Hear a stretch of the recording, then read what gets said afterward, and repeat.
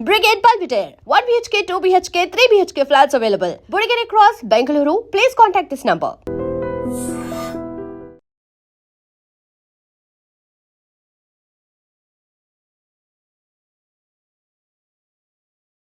నమస్తే, welcome to I dream.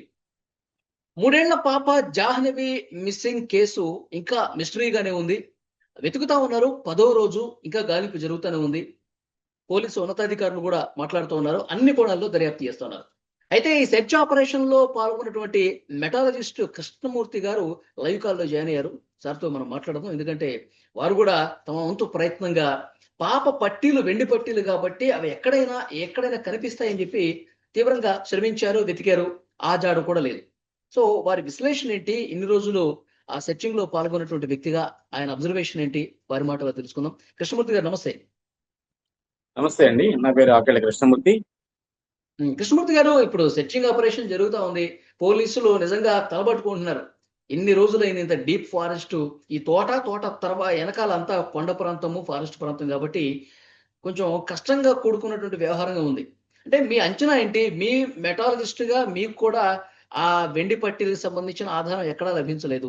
మీరు అడవంతా గాలించారు, కొండ ప్రాంతం వైపు కూడా వెళ్ళారు. మీకేమనిపిస్తుంది సార్ అక్కడ? మీరు అది ఆ ప్రాంతంలో ఉన్నటువంటి వాస్తవులు కాబట్టి అక్కడ వాతావరణం ఏ విధంగా ఉంటుంది, అడవుల పరిస్థితి, కొండల పరిస్థితి ఏ విధంగా ఉంటుంది, మీకు ఒక అవగాహన ఉంది కాబట్టి అడుగుతున్నాను. ఏం జరుగుతుంది అంటారు? సార్, ఇప్పుడు ఈ మిస్సింగ్ కేసు మిస్టరీలో పోలీసులు ఇప్పటికే అంటే అనుకున్న స్థాయి కన్నా చాలా ఎక్కువగా, అంటే వాళ్ళకి ఎన్నిసార్లు వెతికినా సరే అది లేదన్న సంగతి తెలిసినప్పటికీ కూడా ఇంకా ఏమైనా క్లూ దొరుకుతుందేమో అన్న ఉద్దేశంతో పాపం వాళ్ళు విస్మరించకుండా పోలీసులు తదేకంగాను, అలాగే పైనుంచి వచ్చిన ఆదేశాల మేరకు వాళ్ళు ఎట్టి పరిస్థితుల్లో కూడా అంటే తిరిగిందే మళ్ళీ పదే పదే తిరుగుతూ ఇంకా ఇంకా ఇంకా ఎక్కువగా గాలిస్తూ ఇంకా ఎన్నోసార్లు ప్రయత్నాలు చేస్తూనే ఉన్నారు. నిజానికి అక్కడ ఏదైనా జరిగి ఉంటుందా, జంతువుల మూలకంగా జరిగి ఉంటుందా అనే అంశం అయితే అక్కడైతే అంత భయంకరమైనటువంటి జంతువులు ఏమీ లేవండి. జంతువుల్లో 2 రకాలు ఉంటాయండి. ఆ రకాల్లో ఏంటంటే ఏదైనా విష జంతువు ఉందనుకోండి, ఏదైనా కరిచిందనుకోండి, ఆ సమయంలో స్పృహ తప్పి పడిపోవడమో లేకపోతే ప్రాణం పోవడమో జరుగుతుంది. కానీ అక్కడ దొరుకుతారు కదా, అక్కడ ఏదో ఒక మనకి ఎవిడెన్స్ అనేది దొరుకుతుంది కదా. అలాగే రెండవ రకం ఏదైనా మింగేసి ఉండొచ్చు, తినేసి ఉండొచ్చు అని అనుకుందాం. ఆ మింగేసి తినేసేటువంటి టైప్ ఆఫ్ జంతువులు అయితే ఆ ప్రదేశంలో ఏమీ లేవండి సహజంగా. ఒకప్పుడు చాలా మంది కొండపోతులు 4-5 రోజులుగా మనం చూస్తా ఉన్నాం కదా సార్. పెద్ద పెద్ద కొండ ప్రాంతం కాబట్టి కొండ చిలువలు ఉంటాయి. కొండ చిలువ ఆ తోటలోకి వచ్చేసి పాప ఒక్కదే ఉందని చూసి పాపని మింగేసి పోయిందని చెప్పి కొంతమంది చెప్తా ఉన్నారు. అవి ఏమండి, మరి అనేక మంది అనేక రకాలుగా చెబుతుంటారు. కానీ ఇక్కడ వాస్తవానికి అక్కడ ఉన్న పరిస్థితుల దృష్ట్యా ఆ ఏరియాలోను కానీ, ఈ చుట్టుపక్కల పరిసర ప్రాంతాల్లో కానీ ఈ మధ్య కాలంలో అంటే చాలా రోజులు, అంటే ఒక 5-6 సంవత్సరాల క్రితం నుంచి మనం ఆలోచించుకున్నట్లయితే ఎక్కడైనా సరే ఇక్కడ కొండ చిలువ వచ్చింది, ఇంత పెద్ద కొండ చిలువ వచ్చింది, ఇక్కడ జంతువుని మింగేసింది, లేకపోతే ఎవరినైనా మనుషుల్ని మింగేసింది అనే ఆరోపణలు అనేవి ఎక్కడా లేవండి గత 5-6 సంవత్సరాల నుంచి చుట్టుపక్కల పరిసర ప్రాంతాల్లో. ఒకవేళ నిజానికి అక్కడ మీరు ఎన్నాళ్ళ నుంచి ఉంటున్నారు? నేను ఇక్కడ 15 సంవత్సరాల నుంచి ఇక్కడే ఉంటున్నానండి. గత 15 సంవత్సరాలుగా నేను తునిలోనే ఉంటున్నాను. ఓకే. నేను గతంలో శివాలయంలో సార్ ఎప్పుడు కూడా క్రూర మృగాలు అక్కడ దాడి చేయటం గానీ, కొండ చిలువలు కనిపించడం గానీ ఎప్పుడు మీరు వినలేమండి. సహజంగా కొండ చిలువలు తిరుగుతుంటాయండి. మనిషిని మింగేసేంతటి, జంతువులు మింగేసేంతటి కొండ చిలువలు అయితే ఎక్కడా లేవండి ఈ పరిసర ప్రాంతాల్లో. అలా అని చెప్పేసి లాస్ట్ టైం ఒక 5-6 నెలల క్రితం పులి సంచరించింది, ఎక్కడి నుంచో వచ్చింది, అలా చివరికి అనకాపల్లి దాకా వెళ్ళింది. ఆ ఏరియా నుంచి, అదే ప్రాంతం నుంచి అలా ఎదరికి వెళ్ళి అనకాపల్లి వెళ్ళి మళ్ళీ అక్కడి నుంచి రంపచోడవరం మీదుగా వచ్చింది. తర్వాత దాన్ని పట్టుకున్నారు. దానికి ట్రాకర్ కూడా బిగించారు.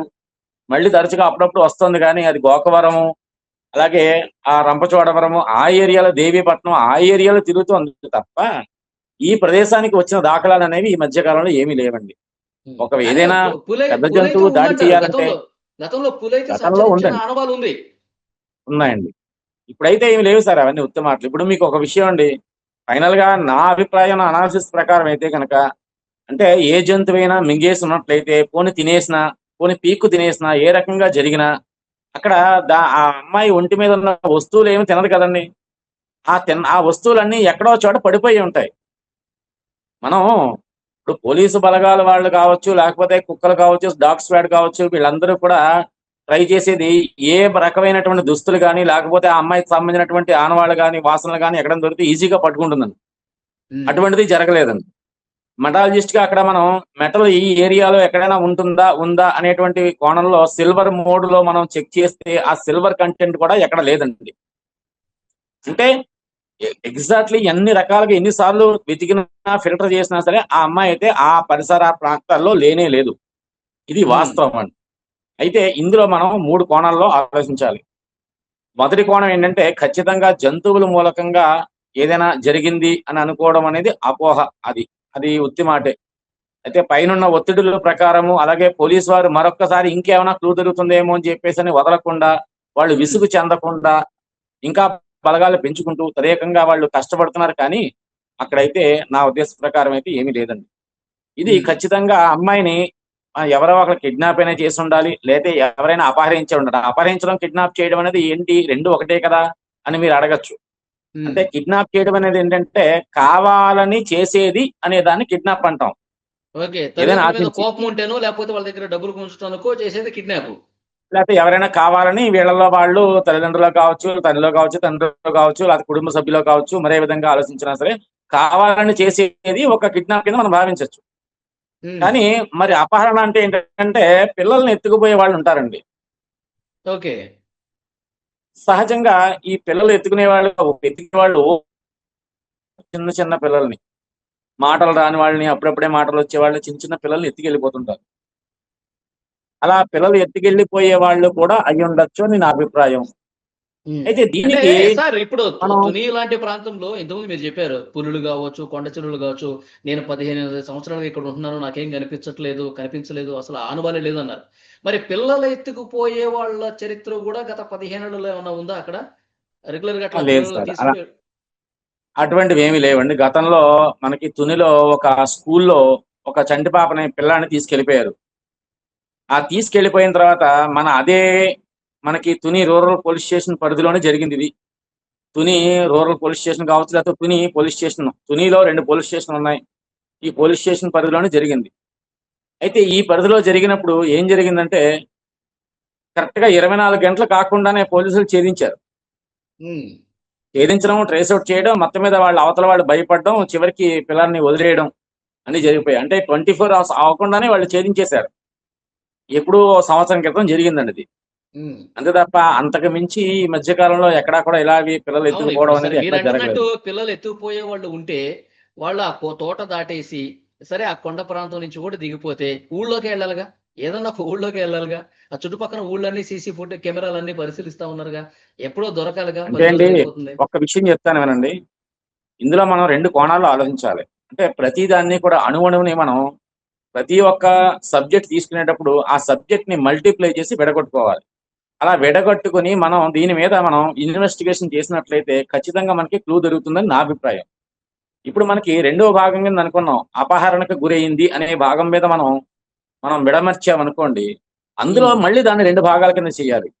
ఎలాగంటే ముక్కు మొహం తెలియని వాళ్ళు వచ్చారు, ఎత్తుకుపోయారు అనడానికి ఆస్కారం ఉందా అనేది అంశం మీద ఒకటి. రెండో అంశం ఏంటంటే మనకి ఇక్కడ జీడిపిక్కలు వదిలేస్తారండి. తోటలు అయిపోయిన తర్వాత ఓనర్స్ అందరూ వదిలేస్తారు. ఇంకా బయట వాళ్ళు ఎక్కడెక్కడి నుంచో చుట్టుపక్కల ఊళ్ళో వాళ్ళు అవ్వచ్చు, దూరం వాళ్ళు కావచ్చు, ఎవరు వచ్చినా సరే ఎవరు పట్టించుకోరు, అడగరని. ఎందుకంటే ఈ ఆకుల కింద ఉన్నవి ఏరుకుని వెళ్తుంటారు. అన్ని తోటల్లోనూ ఇక్కడ జరిగేదే సహజంగాను. మరి ఆ కోణంలోను కూడా రెండో భాగంలో ఆ కోణంలో కూడా మనం ఆలోచించాలి. ఎందుకంటే ఇప్పుడు జీడిపిక్కలు ఏరుకోవడానికి వచ్చిన వాళ్ళలో బయట వాళ్ళు ఔటర్స్. వాళ్ళు లోకల్ వాళ్ళా? లేకపోతే నాన్ లోకల్ వాళ్ళా? లేకపోతే ఆ రోజు ఎవరు వచ్చారు? ఆ ముందు రోజు ఎవరు వచ్చారు?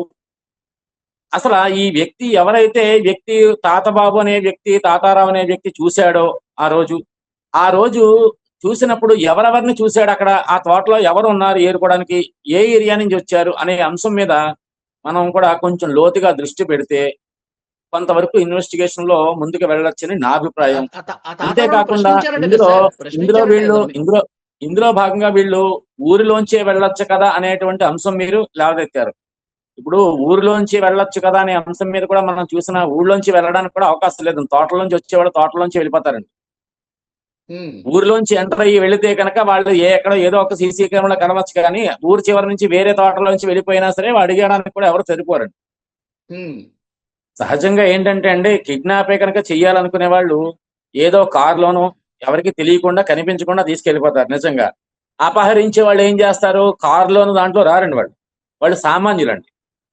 వాళ్ళు ఏం చేస్తారు, ఏదైనా మత్తు మంది కానీ క్లోరోఫామ్స్ కానీ ఏదో బిస్కెట్లు ఏదైనా కలిపి ఇవ్వడం కానీ ఇలాంటివి ఏమైనా ఇచ్చి పడుకోబెట్టి చంటి పిల్ల భుజం మీద వేసుకుని కామ్గా వెళ్ళిపోతారండి. ఆటో ఎక్కేసి వెళ్ళిపోతుంటారండి.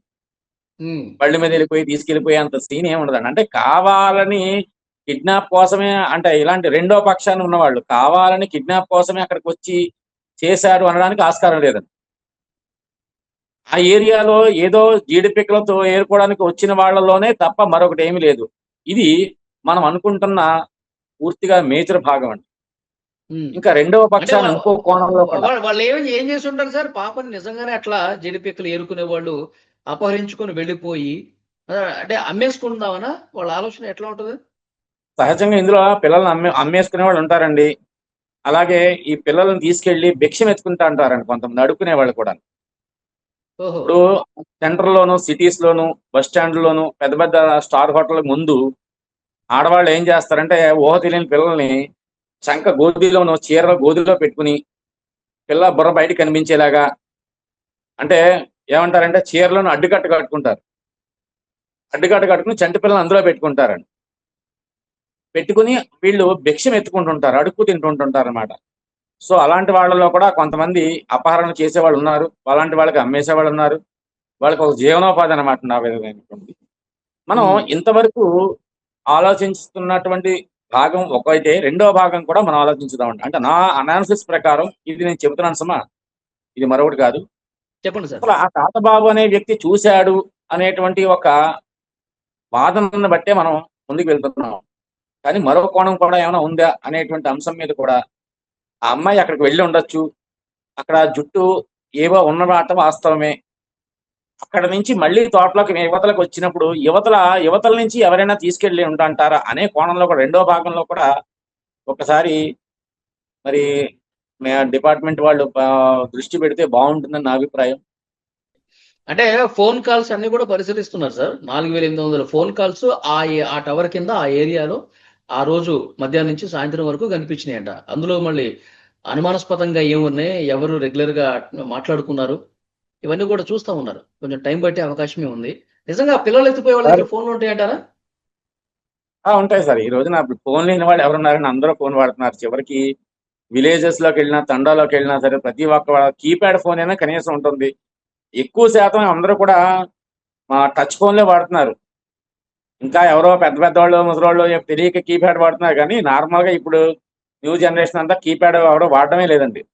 ఇంకొక వార్త కూడా సర్క్యులేట్ అవుతుంది సార్. అమావాస్య నరబలి ఎక్కువైపోతుంది. చిన్నపిల్లల్ని తీసుకెళ్లి ఏదో దాన్ని ఏమంటారు, గుప్త నిధుల కోసము, ఇంకా అష్టైశ్వర్యాల కోసము, నరబలి కోసం ప్రయత్నం చేస్తూ ఉంటారు. ఇవాళ కీలకం ఇలా మాట్లాడుతున్నారు. దానికి ఏమన్నా ఆస్కారం ఉందంటారా? నమ్మే అవకాశం ఉందా? సార్ నేను ఒక విషయం చెప్తానండి. నేను జ్యోతిష్కునేనండి, నేను ఆస్ట్రాలజర్ని. నీకు ఈ ఆస్ట్రాలజీ అనేటువంటిది సబ్జెక్ట్ మహాదిట్ట మంచిదే, కానీ ఈ ఆస్ట్రాలజీని తీసుకొచ్చి పబ్లిక్ లో 10 మంది దగ్గర ఇలాంటి సందర్భాల్లో చెప్పడం అనేది తప్పండి. ఇప్పుడు ఈ ఆస్ట్రాలజర్స్ ఎవరైతే ఉన్నారో ఈ టీవీల్లోనూ మరే విధంగా సోషల్ మీడియాలోనూ అనేక రకాలుగా ఇలాంటి ప్రచారాలు చేయడం అనేది చాలా తప్పండి. నిజానికి ఆ అమ్మాయి డేట్ ఆఫ్ బర్త్ టైం నేను వెళ్ళగానే ఫస్ట్ డే అని అడిగాను, తెలుసుకున్నాను. ఆ అమ్మాయి జాతక రీత్యా ఆయుర్దాయం బాగుంది, అష్టమ స్థానం శుద్ధి ఉంది. అలాగే వాళ్ళు అడిగిన ప్రశ్న లగ్నంలో కూడా గురు శుక్రుల బలం ఉంది. కాబట్టి అమ్మాయి క్షేమంగానే ఉంది. అమ్మాయి ఆయుర్దాయం బాగుంది, క్షేమంగా ఉంది. అంతవరకే నా పని. జ్యోతిష్కుడు చెప్పాల్సిన మాట అంతవరకే. ఏమండి, ప్రశ్న బలం బట్టి నాకు ఉత్తర దిక్కులో ఉన్నట్టుగా నాకు వచ్చిందండి. ఏమండి, ఇలాంటివన్నీ కూడా నేను ఎంతవరకు అంటే అంతవరకు ఉత్తర దిక్కులు చెప్పాలి. అంటే సార్, ఇప్పుడు ఉత్తర దిక్కున ఉంది అంటే పాపని ఈ ఉత్తర భారతదేశ రాష్ట్రాలకి ఎవరన్నా అమ్మేశారా? ఈ ఉత్తరప్రదేశ్, అంటే బీహారు. రాష్ట్రాల దాకా వెళ్ళడద్దు. ఉత్తర దిశ ఆరోహణం అంటాడు. దిశను బట్టి దిశే చెప్తాడు తప్ప, ప్రశ్న శాస్త్రంలో దిశే చెబుతారు. ఎటువైపు దిశలో ఉంది అనేటువంటి భావన చెబుతారు తప్ప అంతకుమించి ఏం లేదు. ఇంకొక మాట, ఇప్పుడు మరి మిగిలిన వాళ్ళు చాలా మంది ఈ సోషల్ మీడియాలోను మీరు చెప్పినట్టుగా నరబలి అనేటువంటి అంశం మీద ఇవాళ అమావాస్య, ఇవాళ ఈ అమావాస్య, ఆ అమావాస్య, ఇవాళ బలిస్తారు, ఇలాంటి తప్పుడు మాటలు చెప్పడం అనేది చాలా విచారకరం అండి. అసలు చాలా తప్పండి. అసలు వాళ్ళు అలా చెప్పడం అనేది ఎంత తప్పంటే అంత తప్పనమాట. ఈ సమాజాన్ని తప్పుదావ అవును. పట్టించడమే ఈరోజు కాకుండా ఈరోజు పోలీసులు కూడా, ఉన్నతాధికారులు కూడా మాట్లాడారుగా. మిస్ఇన్ఫర్మేషన్ అవును, అనేది చాలా మంది చేస్తా ఉన్నారు. అది ఉమ్, కరెక్ట్ కాదు. చాలా అది చాలా మంచి తప్పండి. అది ఏంటంటే ఇన్ఫర్మేషన్ ఇవ్వండి. ఎప్పుడు కూడా ఏదైనా మనం ఇప్పుడు నేనున్నాను, నా వంతు సహాయం చెయ్యాలనే అంటే ఆ, స్వచ్ఛందంగా నేను వచ్చే ముందు నేను డిపార్ట్మెంట్ వారికి, ఎస్ఐ గారికి నేను అడిగాను, ఏమండి నేను నా పర్ఫార్మెన్స్ ఇలా చేయగలుగుతాను, నా అనాలిసిస్ నాకు ఖచ్చితంగా చెబుతుంది, నా డివైజ్ని బట్టి నాకున్న ఎక్స్పీరియన్స్ బట్టి నన్ను ఒకసారి ట్రై చేయమంటారా అని అడిగాను. ఉమ్, ఆయన యూ విల్ ట్రై, తప్పనిసరిగా చేయండి, మీరు చేయడం తప్పేముంది, మీరే కాదు కదా, మీలాగా ఎవరైనా వచ్చి స్వచ్ఛందంగా మీకు మీరుగా ఏమైనా ట్రై చేస్తానంటే చెయ్యండి, తప్పులేదు, మనకి పాప ముఖ్యము అని చెప్పి ఆయన భరోసా ఇచ్చి రమ్మన్నారు. ఆయన అవును. రమ్మన్నందునే నేను వెళ్ళి నేను శతవిధాలా ప్రయత్నం చేశాం, కష్టపడ్డాం. నా అనాలిసిస్ ప్రకారం అయితే కనుక అమ్మాయి కొండ మీద లేదు. ఒకవేళ ఏ ఓకే. జంతువైనా నిజంగా ఈ అమ్మాయి ఇన్ని రోజులైనా ఒకవేళ ఉన్నా సరే బతికుండడానికి ఛాన్స్ లేదు. ఒకవేళ ఆ అమ్మాయి కొండ మీద కనుక ఉంటే, అడవిలో కనుక ఉంటే, నేను చెప్తున్నాను కేవలం అలా అనకూడదు, కానీ ఒకవేళ ఆ అమ్మాయికి ఏమైనా ఏ జంతువు ఏమైనా సరే అటాక్ చేసినా సరే ఆ మెటల్స్ ఏమైతే ఉంటాయో భూమి మీద పడిపోయి ఉంటాయి.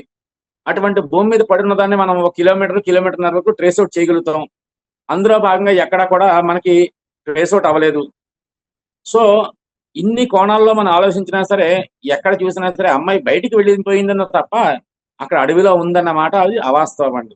ఓకే. అయినప్పటికీ కూడా సార్, మీకున్న అంచనా ఏంటంటే ఎవరో అపహరించుకుపోయారన్నది మీరు నమ్ముతున్నారు బలంగా. ఖచ్చితంగా అపహరణ, ఇది పిల్లల్ని దొంగలు ఎత్తుకెళ్లిపోయే వాళ్ళు అపహరణ అయి ఉండొచ్చు, లేకపోతే కావాలని కిడ్నాప్ చేసి బాగవచ్చు.